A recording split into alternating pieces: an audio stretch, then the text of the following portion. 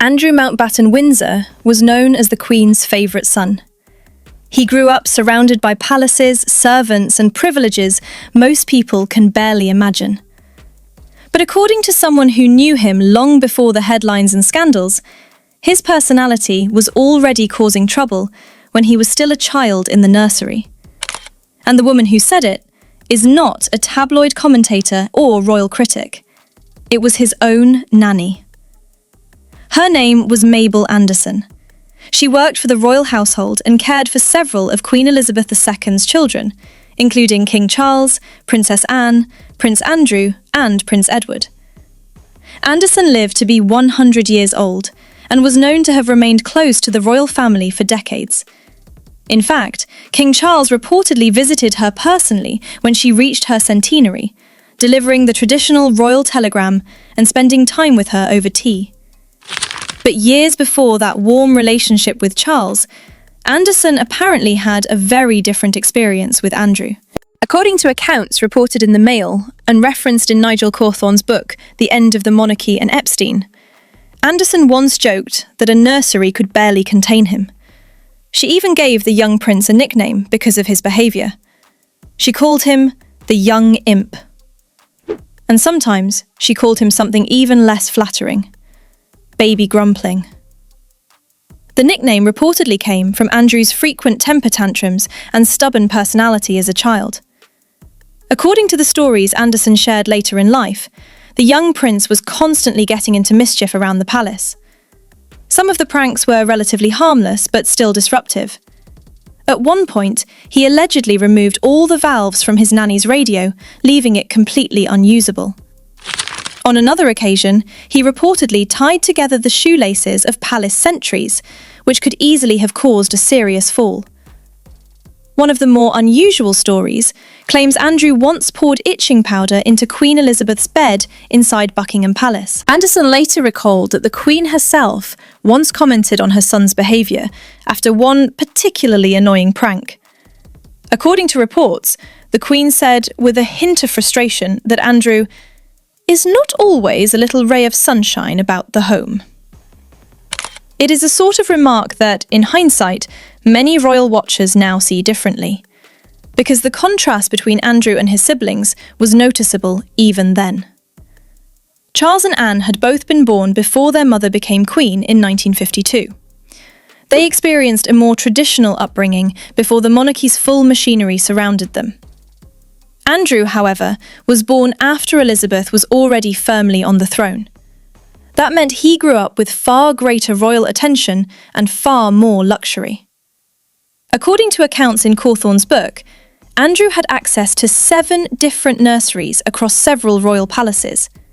He was surrounded by staff, privileges, and the sort of royal environment that simply did not exist for his older siblings in quite the same way. After his childhood years, Andrew was sent to Heatherdown School in Ascot, which was a traditional prep school attended by several aristocratic families. From there, he went on to Gordonston in Scotland, the same school King Charles had attended years earlier. Unlike Charles, Andrew reportedly adapted to the environment much more easily. After finishing school, he joined the Royal Navy and eventually trained as a helicopter pilot. For a time, his military career helped shape his public image into something quite different from the mischievous child his nanny remembered. Andrew served during the Falklands War in 1982, flying helicopter missions for the Royal Navy. His role during that conflict earned him considerable respect in Britain, and his popularity rose sharply during the 1980s. Back then, he was often described as one of the monarchy's most charismatic figures. But decades later, that reputation has been completely transformed. Today, Andrew Mountbatten-Windsor lives almost entirely outside public royal life. His brother, King Charles, stripped him of his military titles and royal patronages several years ago after the fallout from his association with Jeffrey Epstein. More recently, the situation has become even more serious. Last month, on the morning of his 66th birthday, Andrew was arrested at Wood Farm on the Sandringham estate. According to Thames Valley Police, The arrest was made on suspicion of misconduct in public office. The investigation reportedly relates to allegations that Andrew may have shared sensitive information with Jeffrey Epstein during the years he served as the United Kingdom's trade envoy between 2001 and 2011. Police confirmed that a man in his 60s from Norfolk was arrested and later released under investigation after being questioned for several hours. In a statement released on February 19th, Thames Valley Police said officers had carried out searches connected to the case in Norfolk and that those searches had concluded. Andrew spent approximately 11 hours in custody before being released while the investigation continues. The exact details of the alleged information sharing remain unclear. However, reports suggest investigators are examining communications between Andrew and associates connected to Epstein during his time representing Britain abroad. For many royal observers, the arrest marked another dramatic chapter in Andrew's long fall from royal favour. He was once widely believed to be Queen Elizabeth's favourite son. He lived in the large Royal Lodge residence in Windsor for years and was regularly seen at major royal events. That has now changed completely. Andrew was removed from Royal Lodge and relocated to Wood Farm on the Sandringham estate, a much smaller property that had previously been used by Prince Philip during his retirement years. He no longer carries out royal duties, does not appear at official engagements, and rarely attends family gatherings in public. Even discussions about the royal line of succession have reportedly surfaced behind the scenes. Some commentators have suggested that Andrew could eventually be removed from it altogether, although no official change has been announced. Meanwhile, King Charles has continued to reshape the public face of the monarchy, focusing on a smaller group of working royals. Interestingly, amid all this turmoil, Charles still made time recently for someone from the royal family's past. Shortly after Andrew's arrest, the king travelled to visit Mabel Anderson to celebrate her 100th birthday. According to reports in The Telegraph, Charles had promised for years that he would visit her when she reached the milestone. During the visit, the two reportedly spent time talking over tea, and the king delivered the traditional telegram sent to British citizens who turn 100. The moment highlighted how long Anderson had remained connected to the family she once helped raise.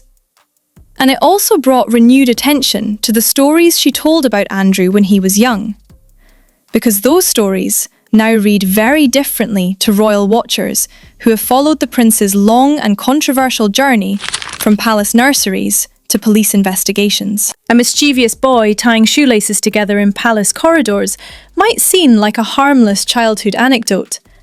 But looking back, some people see those early descriptions of stubbornness and temper as small clues about the personality that would later cause so many problems for the royal family. Of course, childhood stories never tell the whole story of someone's life. But when those stories come from a woman who spent years inside the royal household, caring for the Queen's children day after day, people tend to listen closely.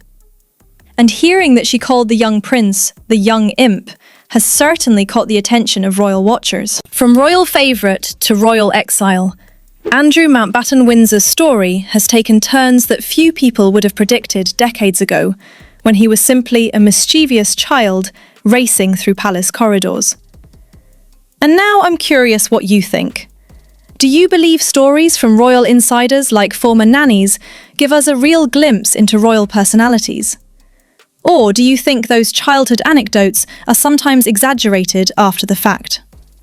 Let me know your thoughts in the comments. And if you enjoy keeping up with the latest royal developments and the stories behind the headlines, make sure you subscribe.